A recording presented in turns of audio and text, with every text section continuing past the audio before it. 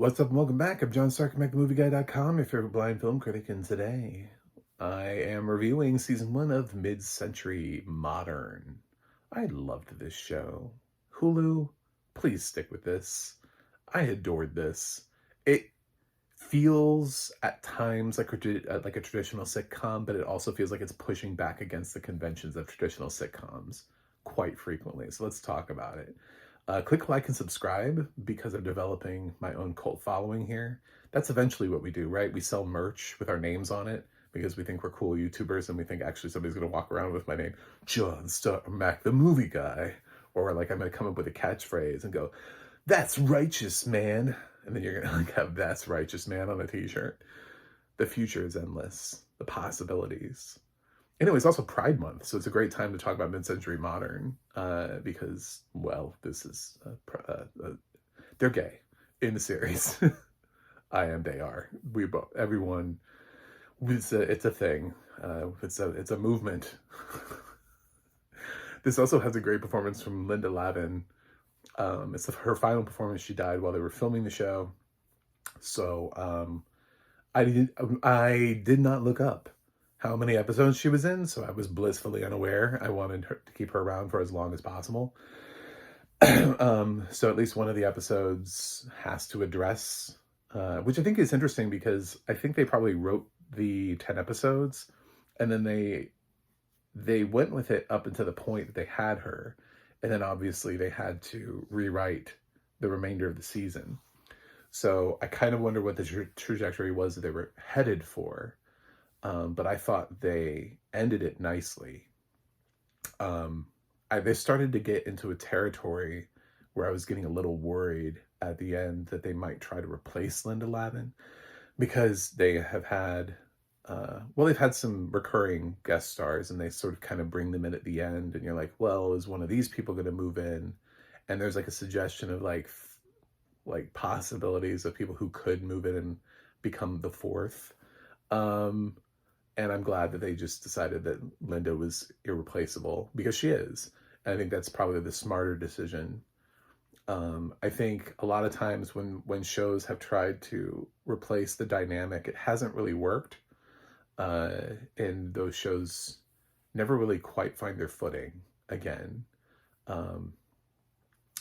Ain't Simple Rules tried to replace John Ritter with a combination of David Spade and why am I blanking on his name? James Garner. And the second half of Eight Simple Rules, like afterwards, is fine. It's really hard to hate James Garner, but he brings like a different level of energy and everything to the role. And of course, David Spade is just there, like, I don't know, to be funny. Like one of them brings like the sort of seriousness and the other one brings sort of like the jokes. Here we have our three leading men, Nathan Lane, Nathan Lee Graham, and Matt Bomer. Brilliantly cast, Matt Bomer. I had no idea.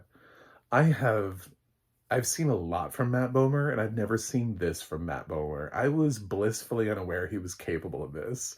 This is hilarious. If they ever make a Book of Mormon musical movie, I want Matt Bomer to be in it. He's playing a Mormon here. I don't know if he is in real life. Maybe he's drawing from experience, but he's basically a male. What do we call male bimbos? What is that? There's a word for that. I know that's offensive. I'm sorry, but he's just so unaware all the time, and he's very pretty, and they keep sort of commenting on that. And he just doesn't get things, and things go over his head, and they're like, oh, it's okay, he's pretty. And that's just sort of like the running gag. And Matt has done such amazing dramatic performances before. I loved him in Fellow Travelers. He's played action. He's done action. He's done, White Collar. He was in The Nice Guys. I'm pretty certain I'm right about that, with Ryan Gosling and Russell Crowe. I one of my biggest complaints about Maestro was the fact that Matt Bomer didn't have more to do, because I thought for sure that that's kind of what the film needed, was just a little bit more, so that we could understand the weight of that relationship. So, yeah, totally different. I feel like now I want to see him do more of this, and hopefully through multiple seasons of Mid-Century Modern. Nathan Lee Graham is a delight. I don't know where he's come from. I feel like I have missed out on a career of Nathan Lee Graham. He plays Arthur, who is the sassy, I don't know, he's the sassy, sarcastic one. And man, he just reads people for filth like the whole time, and it's great. I spent the whole time like waiting for him to have his own character arc, and I realized that's all he's gonna do. He's just gonna read people the whole time. That is his.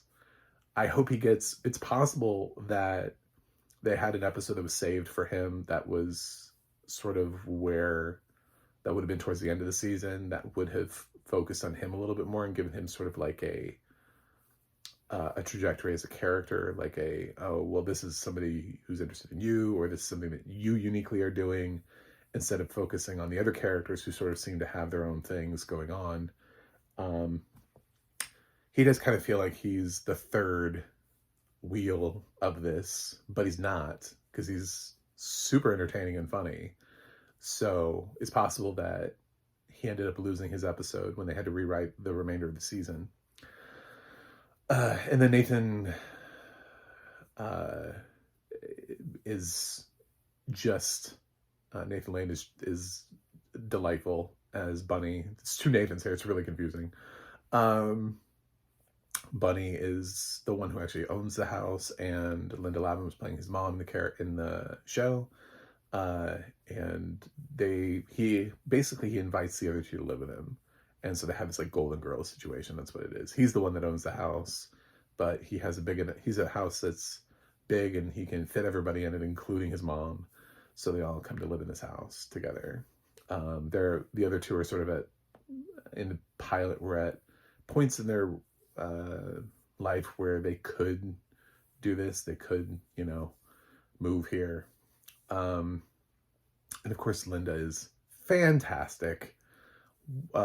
Just what a way to go out. In her last episode, she even gets to sing, reminding everybody that she had that in her wheelhouse. So just a delightful, scathing, hilarious performance. I loved her so much. I think she's getting an Emmy nomination this year. I'd be shocked. Last year, I kind of thought they would give one to Carol Burnett simply for being in Palm Royale, whatever that show was. Royale with cheese. I didn't really love the show that much. I'm not that surprised she didn't get it. She also didn't get it for Better Call Saul, but I kind of just keep thinking that somebody's going to realize Carol Burnett is a legend and just give her an Emmy nomination. I guess we're not doing that anymore, but I think Linda, because she's in every episode up until she's not, it's really hard to not nominate her for supporting actress and then also feel the weight of the fact that it's the last time you'll ever get to nominate her for anything, and she's a legend. So even if Mid-Century Modern only gets one Emmy nomination, I think she's got to get it. I mean, there are performances that I saw this year that I know I'm going to see more of, and I would rather vote for them. Like, all props to Sheryl Lee Ralph, but she's already won the category before. So if she took a year off so that Linda Lavin could be nominated for Mid-Century Modern, I don't think that that's going to be a huge thing. She'll just come back around next year, Anyway, yeah, I love the little misadventures that they went on and the differences in their personalities and how they played so nicely off of each other, and then also not when required. Catty and the little situations, and sometimes it's cheesy. It feels like that old like hokey sitcom style, but it like knows it. You know what I'm saying? Like this show seems to know what it is. It's not. I don't think the show is poorly written. I think the show knows exactly what it's trying to do, which is sort of capture what was and mix it with what is, and be sort of like a nod and a send up to the things of past. I mean, it's not directly like a gay Golden Girls, but it kind of is. It's hard to sort of put them in and be like, well, that one is Rose, that one, it's just hard to kind of do that dynamic with everybody because it doesn't quite line up that way. Um, Nobody can ever quite be as promiscuous as Blanche. Nobody is given the opportunity to be as promiscuous as Blanche. So it's hard to match and see like who would be what. Because in some ways, Matt Bomer is Rose and Blanche. Because he probably has the most sex throughout the course of the season, but he's also the dumb one. So he is both. That's just why the formula is not Golden Girls. It's just three guys who have their own personalities and who feel different enough from each other and who are in a Golden Girls-ish situation. So I really liked Mid-Century Modern all season long. It has fantastic audio description. Roy Samuelson did it. I want to say Point360 was the company. And what I like about Roy's narration is you can always tell when he's smiling. It's something that was always passed down to me generation through generation. My mom told me, like, my mom always told me, and now I'm telling you that if you're on the phone with somebody, remember to smile because they can hear you smiling. And it's like, it kind of feels like that. It really does. Like with Roy, it really feels like I can hear him smiling, which is an unusual thing to be able to say. But so sometimes when a scene is happy or it's elated, he seems happy and elated. Like he matches the tone of what's happening on screen. It's a sitcom, so the written narration is not going to be effusive enough for you to be like, oh my God, the audio description on this track has changed my life. It's not that. It never will be. That's the thing about sitcoms, is that there are certain shows that are formatted in a way where the audio description can really only bring us just so far because of dialogue, because there's just so much dialogue. Or the thing you're describing is just really hard to describe, like, and put into words. I don't know, American Ninja Warrior, for example, like, how do you describe that whole thing? You're trying to describe them doing the challenges, but also, like, it's all about what do the challenges look like? Did his foot almost slip? Like that kind of stuff. It's a really oddly formatted show for audio description. There's some things like that just audio description will bring us further down the road, but it may not take us to the final destination. Dun dun dun. For people who've seen that franchise. So I fear Hulu. Hulu has canceled some shows I've really loved. And shows that I really truly thought were going to get a second season. Like, I felt so good about Reboot, and it had such a great cast. And I was like, how did you not give that a second season? Like, with that cast, how did you get that cast together and then go, no, we're not even going to see if we can make this work in season 2. Like, we're going to comically cancel a show about reboots not working after one season. Mid-Century Modern, please check it out. It's June. It's 10 episodes. They move by quick. They're fun. And I like the show. I'm going to give Mid-Century Modern A- for the season. Linda is brilliant. Rest in peace. Goddess of comedy. That's it. Thanks for watching. Thanks for subscribing. And I will see you guys on the other side.